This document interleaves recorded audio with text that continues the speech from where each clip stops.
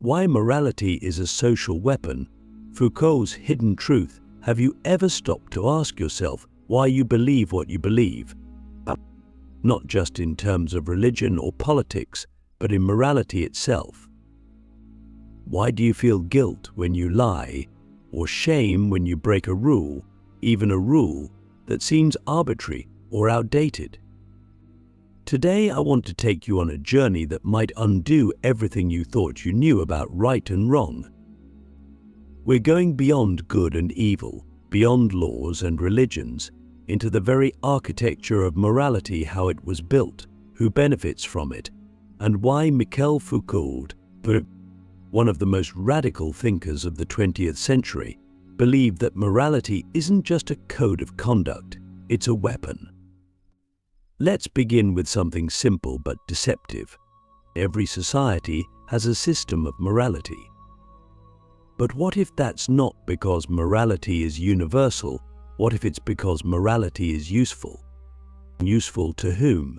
That's the question Foucault forces us to ask. He didn't argue that morality is fake or that ethics don't matter. No, he went deeper. He asked, who defines what's moral and why?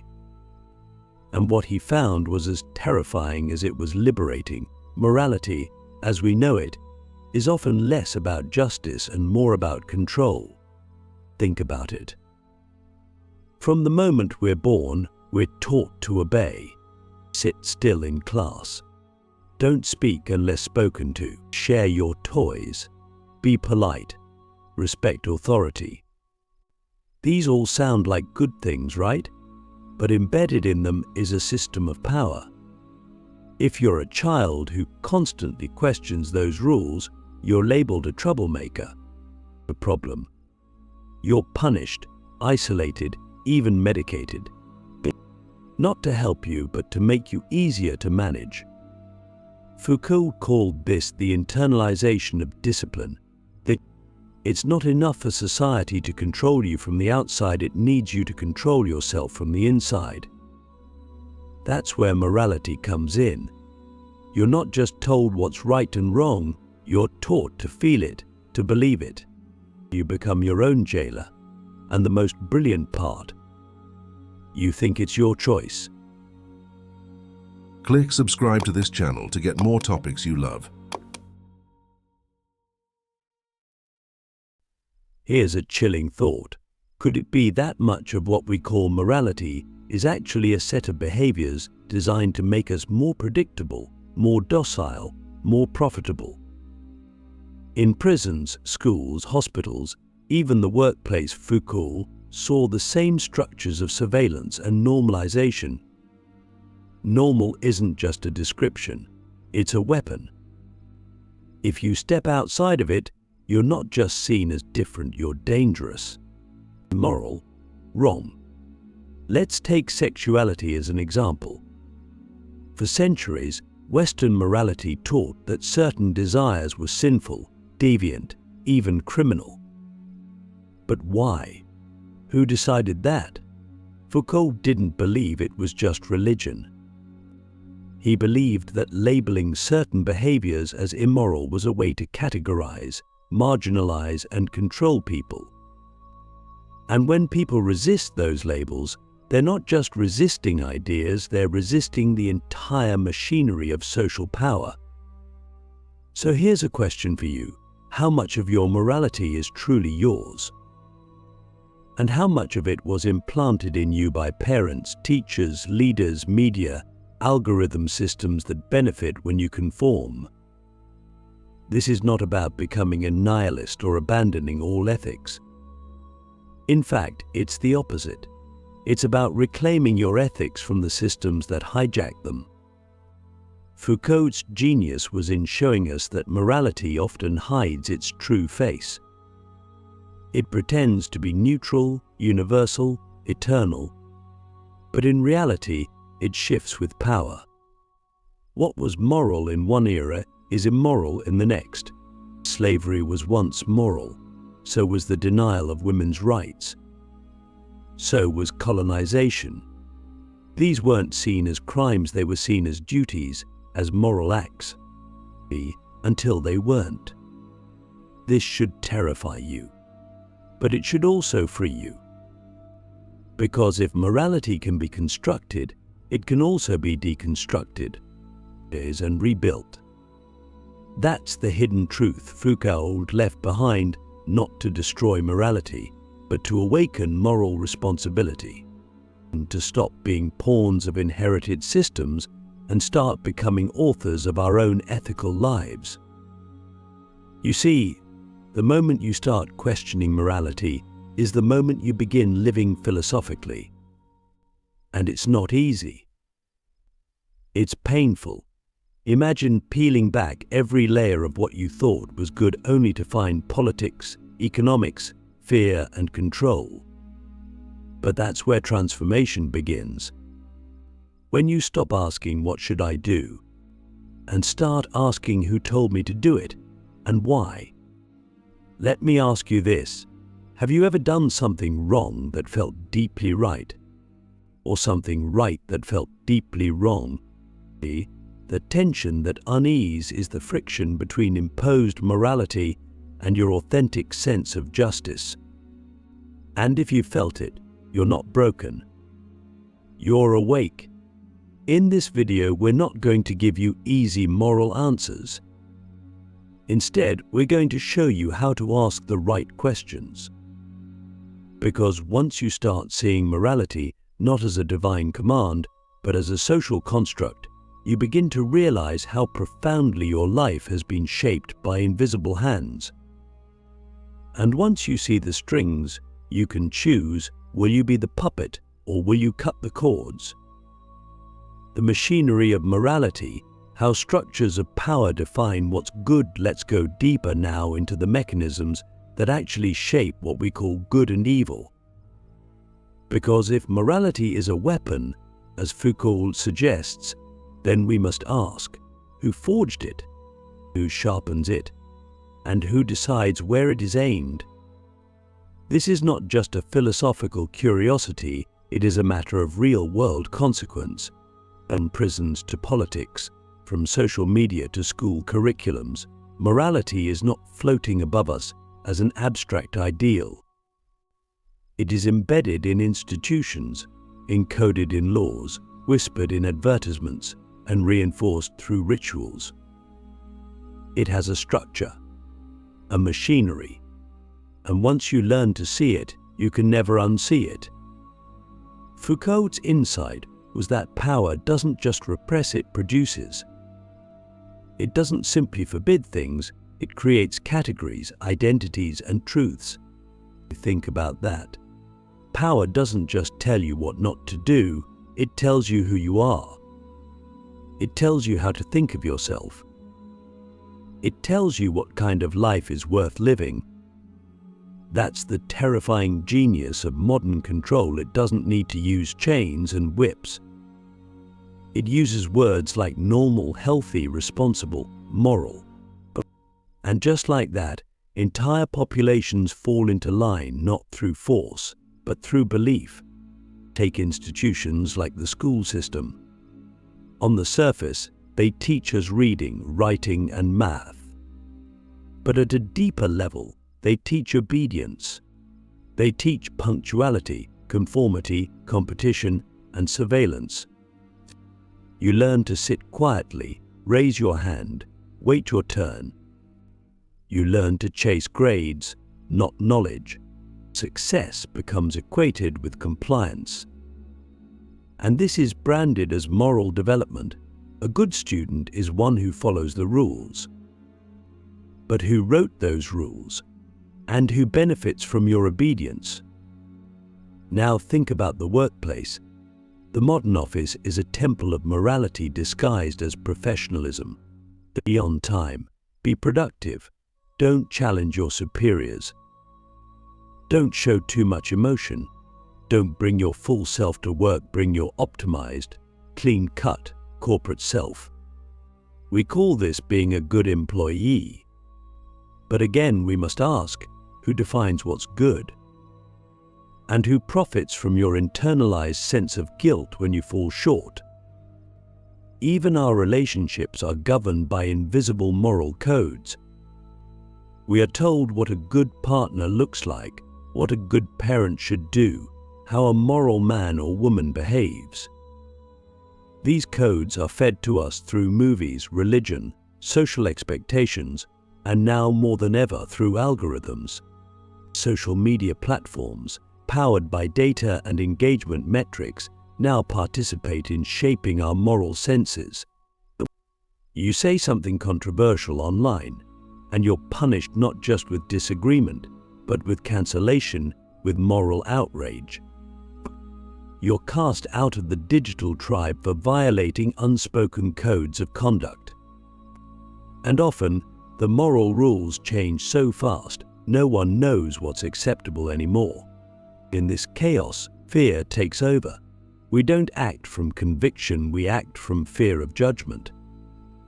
This is the machinery of morality. It doesn't work by accident. It is designed to keep populations manageable, predictable, and self-regulating. And the most insidious part is that we think we're choosing it. We think we're being good because we want to be, but we've been conditioned to want it. So the question becomes, how do we escape? And should we? Foucault didn't believe in escape in the conventional sense. He wasn't offering utopia, he was offering awareness. He wanted us to see the gears turning to recognize that morality is not pure, not eternal, not sacred. It is historical, political, and deeply strategic. And once you see that, you gain power. Not the power to dominate others, but the power to reclaim your mind, and to develop what he called a critical ontology of ourselves, a deep exploration of how we became who we are, and what forces shaped us. So I ask you, when you say something is right or wrong, where does that judgment come from? Is it yours, or is it a script you were given? Have you examined the origin of your values, or do you simply repeat them? This isn't an easy path. It's not comfortable, but it's necessary. Because until we understand how morality is manufactured, we can't begin to create a better one. And that, ultimately, is the point: not to destroy morality, but to remake it.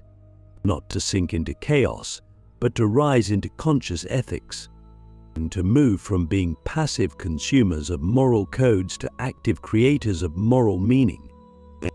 And that journey begins with one simple but radical act: asking why.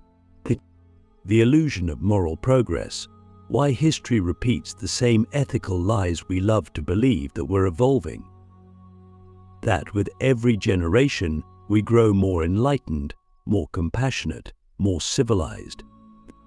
We look back at the horrors of the past: slavery, colonialism, genocide, repression of women and minorities, and we shake our heads in disbelief. We would never do that now, we say. But what if that belief in moral progress is itself a kind of illusion? What if history isn't a straight line of improvement, but a looping pattern of the same ethical lies, recycled in new forms, dressed in new language, disguised as progress? This is one of the most disturbing truths Foucault exposes. There is no clean break between the so-called barbaric past and the enlightened present. Rather, the structures of control and domination adapt. They mutate. The moral language changes, but the underlying power dynamics remain. We abolished slavery, yes, but we built economic systems that trap millions in cycles of exploitation. We granted women the vote, but we still police their bodies, their voices, their ambitions. We declared ourselves free, but we live under surveillance more intense than any dictator could have imagined a century ago. The difference is that now we believe it's for our own good. This is the genius of modern morality. It repackages control as care. It tells us It's not punishing us, it's protecting us. When governments censor speech, they say it's to prevent harm. When tech platforms manipulate your behavior with algorithms, they say it's to improve your experience. When corporations monitor your every move, they say it's for your convenience. And we believe it because the language is moral. It appeals to safety, fairness, progress. But underneath that language is a continuity of power, a continuity that Foucault saw clearly, even when the rest of the world was celebrating so-called liberation. Ask yourself, if we are so morally advanced, why do we still tolerate mass poverty in a world of abundance? Why do we still bomb innocent people in the name of peace? Why do we still cage human beings in prisons that dehumanize them, even when we know it doesn't work? Why do we still judge people more by their productivity than their humanity? These aren't accidents. These are the results of deeply entrenched moral systems that have not evolved, they've just rebranded. Foucault warned us not to be fooled by the appearance of change. He showed us how institutions evolve not by shedding their power, but by hiding it more effectively. Take the psychiatric system as an example. In the past, society locked away the mad in asylums, branding them immoral or possessed. Today we use softer language, mental health, behavioral correction, but the impulse is the same. Normalize the abnormal, discipline the deviant, reintegrate the outsider or isolate them. The language is more humane, but the function persists. And this is not to say we haven't made any progress, and of course we have. But the question is, what kind of progress, and at what cost? Are we freeing people, or are we simply creating more sophisticated cages? Are we expanding freedom, or are we just refining control? These are not rhetorical questions. They demand your attention, because if we don't ask them, we become complicit in the very systems we claim to oppose. Foucault's philosophy isn't just about critique, it's about vigilance. It's about learning to see the moral language of your time not as truth, but as discourse, as a set of narratives designed to shape perception, behavior, and belief. Once you understand that, you start to notice how morality always seems to justify the prevailing order. Whatever the system is, capitalist, communist, religious, secular, it cloaks itself in morality. It claims legitimacy not by force, but by rightness. And that should scare you, because it means that morality can be weaponized not just by tyrants, but by well-meaning people, by idealists, by you and me. When we believe too strongly in our moral superiority, we become blind to our own contradictions. We cancel, we shame, we exile not because we're cruel, but because we think we're righteous. And in doing so, we repeat the very patterns we claim to reject. So what can we do?